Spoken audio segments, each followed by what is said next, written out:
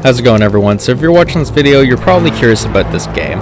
Let me tell you first of all, this game reminds me of the Forest meets Runescape. So the reason Runescape is there are a bunch of skills you can kind of level up and some crafting and whatnot. And then it reminds me of the Forest because, well, it's kind of a survival horror game where you're stuck in the middle of nowhere and you need to figure out what to build and how to protect yourself and your base. So anyways, I'm showing you the character creation right now. It's kind of lackluster right now, to be honest, but it is in beta, so I didn't expect much. The graphics are okay. They definitely could be a bit better, but again, it's in beta, so I didn't expect too much from the game off the bat. So here's the intro of the game. Basically, you're just flown in by this large raven, which makes sense because ravens are big in Norse mythology. But anyways, you're flown in, then you're stuck by all these runes. So these pillars here show the different bosses of the game. Once you beat them, you can put their head as a trophy on top of the statue. First, you're supposed to fight this deer guy with these large antlers, and he uses this lightning. Pretty scary stuff. Anyways, this raven here helps guide you throughout the game. He's kind of like your NPC that tells you what to do, the tutorial bot. He gets annoying, but you can skip him. So crafting is key in this game. To do so, you need to gather resources. As you see here, I'm just punching this log here to try to get wood out of it. And if you get wood and stone, then it makes a axe, and then you can use the axe to cut down trees and, well, use it as a weapon. And basically, that's what this game's all about, is leveling up your different skills and crafting, kind of like the Forest and other games that are survival based. As you can see here, I'm trying to build a campfire on top of a food rack. So the way this game works is you can see in the bottom left that I ate raspberries already, and that determines kind of how much health you regenerate and how much of your maximum health that you have. So you have to eat quite often to keep your maximum health up, because it does go away after a little bit. But you can continuously eat, and the better food that you eat, the better your maximum HP will be. So cooked meat provides a lot compared to raspberries, so you'll see when I eat some cooked meat that it increases my health dramatically compared to just the raspberry that I have in the example here. So you can play this game solo, or you can play with friends. You can play with up to 10 friends, or 9 friends, I guess, because you're the 10th. Anyways, on a server, and you can run your own little custom servers. There's also ones you can just join, which makes it so you can just join random people and have a good time, you know, because bosses are hard and stuff like that. But just remember, you can't always do things by yourself, because this game can get quite difficult, and you can't just run into any mob just thinking you're the king, because you aren't. You will just die and then have to go back to your grave and claim your stuff, which I'll be showing shortly how you do. Right now I'm just showing a bit of the crafting options off. Eventually you get a crafting table, and then the crafting table allows you even more options, and you can upgrade it from there to get even more equipment. Here I got a fresh example of a house that I only partially built. I just built the one side wall on it, actually, but then once you build the side wall, it's a complete house. You can put a bed in there, and then when you die you'll respawn your bed, but you need this to make your workbench work. I find that it's a bit glitchy right now trying to place things. Maybe that's just me, but I find it a little glitchy. I personally am using PC right now. I tried the controller, but I just found everything was way too difficult using a controller. But that might just be me. Everyone's a little bit different with these kind of things. One thing I find interesting is if you misplace things, as if you saw there, the wood just breaks. Anyway, shortly you'll see me back in the crafting section. You can kind of see all the level 1 stuff you can craft, and then there's upgrades to that.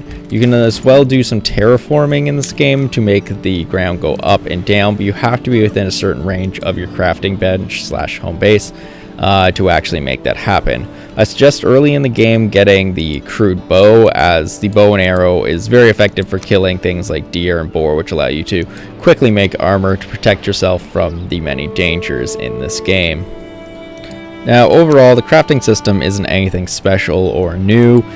We've seen it 100 times in different games, but it is still enjoyable. It is still fun what they have, and the one thing I kind of like is as you explore and you get new materials, such as later you find flint, or you might find that right away if you get lucky, you can then expand what you can build, and it gives you more options. It doesn't just show you at the start you need to find the material to initiate the new crafts to actually unlock the new crafts as a viewable option, which I personally like. Some people might not, but I find it gives a reward to the people who actually explore the game instead of just being like, oh, I need zinc, let me go try to find zinc.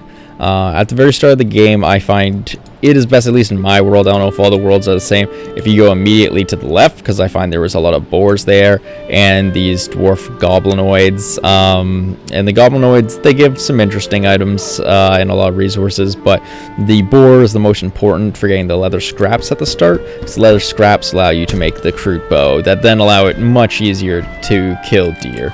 And boar to get more resources. More resources equal new weapons, new armor, etc. Here's a bit of terraforming I'm doing here. It's an okay system. It's not the best, but for what it is so far, I don't mind. You have to do it within a limited range. You can see the range of the base right there, and then again this tutorial crow pops up every so often. Alright, so like I said earlier, you can choose to talk to him or not. If you're playing this first time, I suggest talking to him every time just to kind of learn what there is about the game. Kind of does a decent job at explaining what's to come. So here I am showing actually what happens when you die. So when you die, nothing major happens. You lose some of your skills, unfortunately, but then all your stuff's dropped, and you have to go back to your grave site to retrieve all your stuff, or it's just lost there, unfortunately. I find it's kind of hard to fight things in this game sometimes, especially if you're outnumbered, because you have such a limited stamina bar that it becomes hard to micro the enemies, unfortunately. But that always happens. No big deal. Everyone dies, and you just come back to the start of the game, basically. Here, you just got to go retrieve your stuff like I am here. I just kind of teleported there in the clip, but you just walk back to your place on the map. It'll be marked with a skull, and you just click on it, and you pick all your stuff back up. One thing you gotta watch out for is if you've been fighting a lot, your equipment will be damaged, and your armor and whatnot. You can go to the repair shop and repair it, or you can, the workbench and repair it, or you can just go and craft new ones. So there we go, we got all our items back and whatnot, so that's good. Just remember in this game though, you can always run. You don't have to fight everything. You will be outnumbered. Running is a completely legitimate option, especially if you're playing alone. Which will lead me to my next clip that I'm about to show, where I decide like, oh, okay, like I found a new base, I'm going to start setting it up, I'm going to start getting some resources, and then no. I am completely outnumbered and I have to run. So, you know, I'm just cutting down this tree, trying to get some resources, and I noticed one guy, so I'm like, okay, whatever, I can take him, no problem, one of these little goblo guys. So yeah, I start fighting him, and then I notice second one, third one, fourth one, fifth one, and then I see him do some kind of fireball technique. I'm like, okay, yeah, we gotta get out of here. And these guys are persistent. They follow me a long way, and it's cold out. So you get debuffs and stuff when you're cold, when you're wet. It's explained very early how some of these debuffs work, but these guys are persistent. They don't stop, and the issue is, again, with the stamina bar, it's so limited. You can only run for so long, then I have to like walk at times, and I'm going towards the cold environment, so I'm like trying to figure out where I want to go. I'm like, oh, I should go back to base. They shouldn't follow me back to base, right? They wouldn't follow me to my home. It's deadly at night also, so keep in mind, don't be by yourself at night. But yes, they do follow me. They follow me basically all the way back to my base. Not all of them, but one of these persistent bastards follows me all the way to my base. And it almost gets me, but it's fine. I fish him off in the end. If it almost gets me, I mean, I completely destroy him. But if they all followed me, I would have surely been dead. Anyways, overall, I think this game is a pretty great game, and I would definitely recommend it, especially if you can find a friend group to play it with. Gives me very big forest vibes mixed with a bit of RuneScape, but mainly the forest due to just the way the game is played. I'd like to see a little bit more in the game as it becomes more developed with more crafting options, but I haven't even explored them all yet, so we'll see. There could just be more things that I just don't know about myself, but mainly I like to see a bit of the graphics improved, and maybe your stamina bar a little bit higher. I also find it funny that if you look up, I don't show it here, but if you look up, the sky is the nicest damn thing. Like, the sky has way better graphics than everywhere else in this game. I just kind of wish the graphics be a little bit better, but I'm sure they'll fix it as the game is getting released, and some of the camera angles and whatnot. So my closing thoughts on this game is it's a pretty good game. Right now I'd rate it a solid 8 out of 10. I definitely recommend picking it up, especially if you have friends to play with. It would be astronomically more fun with friends than just playing by yourself due to the fun crafting, exploring elements in this game. Anyways, thank you for watching. Have yourselves a great day.